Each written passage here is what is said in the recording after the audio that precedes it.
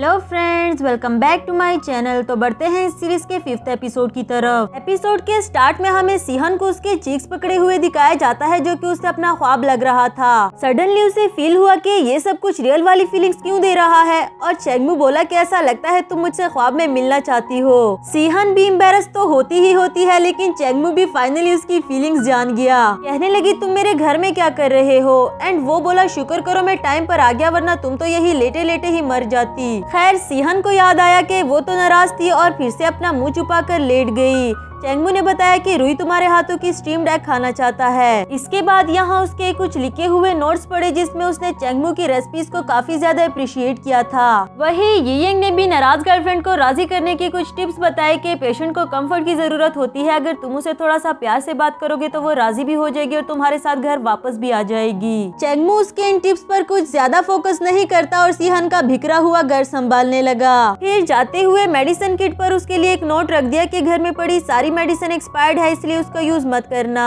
Next scene में हमें liming को दिखाया गया, जो कि स्वीट डेजर्ट का ओनर है, यानी कि वही लड़का जो कि स्कूल टाइम में सीहन का क्रश हुआ करता था। साथ ही उसकी सिस्टर को दिखाया गया, जो उसे काफी प्यारी है और उसके नखरे शौक से उठाता है। नेक्स्ट सीन यांग पर आता है, जो यू को बुले करने का और उसे अपनी गर्लफ्रेंड बनाने का कोई भी मौका अपने हाथ से जाने नहीं देता। उसे मनाने के लिए हर वो काम करता है जो कि यू को करना पसंद था। हालांकि उसे ये एडवेंचर टाइप चीजें नहीं पसंद, पर यू के लिए उसे ये भी करना पड़ा। उसे तो लगा था कि बॉक्सिंग में वो यू को हरा देगा, आखिर वो लड़की है खुद ही हार मान जाएगी, पर उसे क्या पता था कि चेंगमू को भी बॉक्सिंग यू ने ही सिखाई थी। खैर अब उससे इतनी मार खाने के बाद तो इसे भी काफी अफसोस होता है। दूसरी तरफ सीहन को दिखाया गया, जो कि आज काफी बेटर फील कर रही थी। वही जियांग ने मैसेज करके पूछा कि आज तुमने मुझे रुई के बारे में रिपोर्ट नहीं किया, यानी कि अब उसे भी रुई से मिलने के लिए जाना ही होगा, पर इससे पहले वो स्वीट डेजर्ट जाकर सच का पता लगाना चाहती है। फिर शॉप के अंदर जाते हुए उसे चेंगमू के पार्टनर्स ने देख लिया और यकीनन उसे गलत ही समझ बैठे। पर सीहन के लिए तो शॉकिंग न्यूज ये थी कि उसने अपने क्रश लीमिंग को इतने अरसे के बाद फिर से देखा।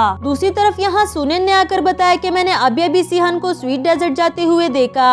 भाई भी बोल पड़ा कि बॉस आपने गलत लड़की पर ट्रस्ट कर लिया था। चेंगमू ने तो उल्टा उन्हें ही डांट दिया कि तुम लोग बिल्कुल भी सही से काम नहीं कर रहे, क्या शॉप को मैं अकेला ही संभालूंगा। सुनेन के कहने से उसे सीहन पर किसी तरह का शक तो नहीं हुआ, लेकिन वो एक बार जाकर देखना जरूर चाहता था कि आखिर वो वहाँ क्या कर रही है। यहाँ सीहन लीमिंग से उसकी गर्लफ्रेंड लीमाओ के बारे में पूछ रही थी, ये कहकर कि तुम दोनों अब्रॉड साथ गए थे, इसलिए मुझे लगा कि वो तुम्हारी गर्लफ्रेंड होगी, पर उसने बताया कि ऐसी कोई बात नहीं है, मैं अपना गोल अचीव करने से पहले डेटिंग के चक्कर में नहीं पढ़ना चाहता था, पर अब इस बारे में सोच रहा हूँ। यहाँ सीहन को प्रपोज करने ही वाला था, जो कि इतने सालों से वो कहना चाहता था, पर उसने फौरन से बात ही बदल दी। बाहर से चेंगमू इन दोनों को देखने की कोशिश कर रहा था, वही पीछे से लीमिंग की सिस्टर दौड़ती हुई आई। दोनों की टक्कर हुई और उसकी शर्ट खराब होने पर चेंगमू ने उसे सॉरी किया। उसे बताया कि सोल डेजर्ट जाकर वहाँ बई नाम के लड़के से इसका कंपेंसेशन ले लेना, मैं वहाँ का मैनेजर हूँ। लेकिन ऐसा लगता है कि ये तो एक नजर में ही चेंगमू पर फ्लैट हो गई। कहने लगी क्या पता अगर तुम झूठ बोल रहे हो, मुझे अपना नंबर दो। चेंगमू ने भी उसे अपना नंबर देकर जान छुड़ाई।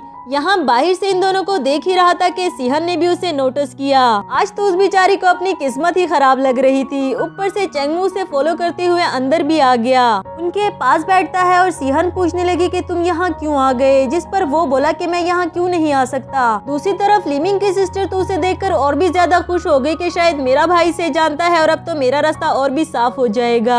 सीहन ने चेंगमू को अपने क्लास प्रेसिडेंट लीमिंग का इंट्रोडक्शन करवाया, जिस पर उसे याद आया कि क्लास प्रेसिडेंट को तो सीहन पसंद करती थी। पहले तो स्वीट डेजर्ट से उसका कोई लेना देना नहीं था, लेकिन अब लीमिंग के बारे में जानने के बाद उसे जेलसी जरूर होने लगी। इससे पहले कि कुछ गड़बड़ हो, सीहन उसे वहाँ से लेकर जाना चाहती थी, पर वो बोला इतनी भी जल्दी क्या है, मुझे बात तो करने दो। कहने लगा मैं यहाँ इस रेसिपी के कॉपीराइट के बारे में बात करने आया हूँ, जबकि सीहन उसे ये बात करने के लिए मना करती है, उसे घर जाने के लिए कहती रही। चेंगमू भी मौके का फायदा उठाते हुए कहने लगा कि तुम घर इसलिए जाना चाहती हो ना ताकि रुई के लिए कुकिंग कर सको। लीमिंग को बताया कि रुई हमारा बेटा है। अब इससे पहले कि सीहन क्लास प्रेसिडेंट को कुछ क्लियर कर पाती, यहाँ चेंगमू उसका हाथ पकड़कर उसे ले गया। उसका दिल तो टूटता ही टूटता है, साथ उसकी सिस्टर को भी इन दोनों के मैरिड होने का सुनकर काफी दुख हुआ।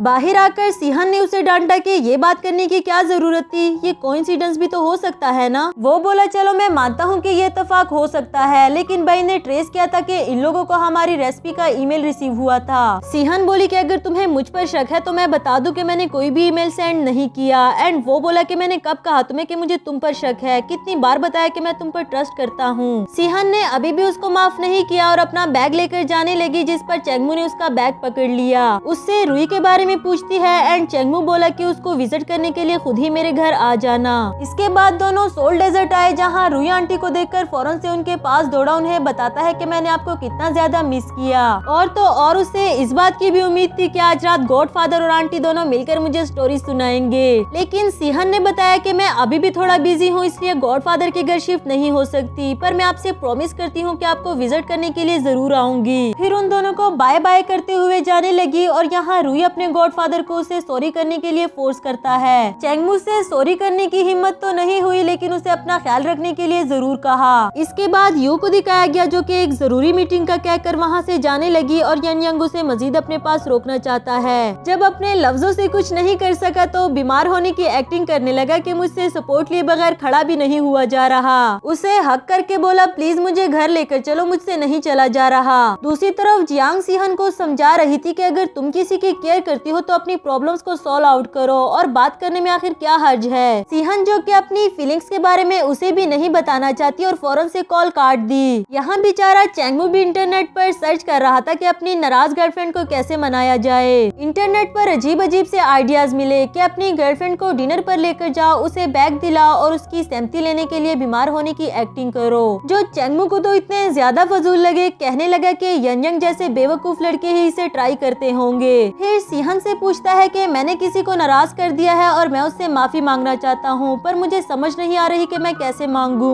एंड सीहन ने बताया कि अपने दिल की बात सुनो, उसके लिए वो करो जो तुम्हारे लिए मीनिंगफुल है। वही रुई की वीडियो सेंड की, जो कि अपनी मॉम को मिस कर रहा था। चेंगमू ने बताया कि तुम्हें इसे विजिट करने के लिए कल आना चाहिए। अगली सुबह सीहन रुई से मिलने के लिए सोल डेजर्ट आई थी, जहाँ वो तीनों मिलकर एक नया प्रोडक्ट बनाते हैं। चेंगमू ने उन दोनों को अलग अलग से काम बताया और वो दोनों भी काफी एक्साइटेड होकर करते हैं। काफी मेहनत के बाद चेंगमू ने एक रेसिपी बनाई और उसके साथ ही लिखा कि प्लीज घर वापस आ जाओ। रुई बोला कि आंटी हम आपके बगैर नहीं रह सकते। एंड चेंगमू भी कहने लगा कि मेरे लिए एक बच्चे को अकेले संभालना मुश्किल है, प्लीज तुम घर वापस आ जाओ। अब उन दोनों के इतना इंसिस्ट करने पर ये कैसे ना मानती। इसके बाद दोनों बच्चों की तरह पेस्ट्री के लिए लड़ने लगे। सीहन बोली मैं सारा लूंगी, जबकि रुई कह रहा था आंटी बच्चा तो मैं हूँ ना, मुझे ज्यादा मिलना चाहिए। चेंगमू उसे देखकर प्यार से उसके ऊपर हाथ रखता है और जैसे ही उसने नोटिस किया ये फौरन से अनजान बन गया। सीहन ने भी उसे माफ कर दिया और अपने इस इवेंट को सेलिब्रेट करने के लिए एक साथ पिक्चर ली। नेक्स्ट सीन में उसके घर वापस शिफ्ट हुई और अपने स्लीपर्स वहाँ पड़े देखकर तो और भी ज्यादा खुश हो गई। इसके बाद वो दोनों हाथों से बोतल पकड़कर पानी पी रही थी और चेंगमू ने उसे एक बार फिर से नोटिस किया। फिर जब वो फ्रिज से बोतल लेता है तो यहाँ सीहन उसे इतना करीब देखकर काफी ज्यादा नर्वस हो गई और फौरन से जान बचाकर निकल गई। वेल अब तो इन दोनों को एक दूसरे की फीलिंग समझ आने लगी, मगर अभी भी बताने से डर लगता है। नेक्स्ट सीन में सीहन ने रुई को स्टोरी सुनाकर सुला दिया और यहाँ चेंगमू रुई के डैड से बात कर रहा था। उससे रुई की रिपोर्ट देता है और कहता है कि जल्द से जल्द जियांग को मनाकर अपने बीच के हालात ठीक कर लो। फिर जब वो पूछने लगा कि कहीं तुम सीहन को पसंद तो नहीं करते, तो इस पर चेंगमू ने फौरन से कॉल काट दी। इसके बाद नाइट का सीन दिखाया गया। जब वो सो गया था तो सीहन ने लाइट ऑन देखकर उसे ऑफ कर दिया। ख्वाब में वो अपने मॉम डैड का लड़ना झगड़ना देख रहा था, जहाँ उसकी मॉम कह रही थी कि मैं आप पर बर्डन हूँ इसलिए मुझे मरने ही दो। इसके साथ ही उसकी आंख खुली और अंधेरा देखकर काफी घबराहट हुई। सीहन भी भागते हुए उसके पास आई, उससे वजह पूछती है, जिस पर वो बोला कि मैं लाइट ऑफ करके नहीं सोता। फिर उसे अपने रूम में जाने के लिए कहा और इसी के साथ हमारा ये वाला एपिसोड भी खत्म हुआ।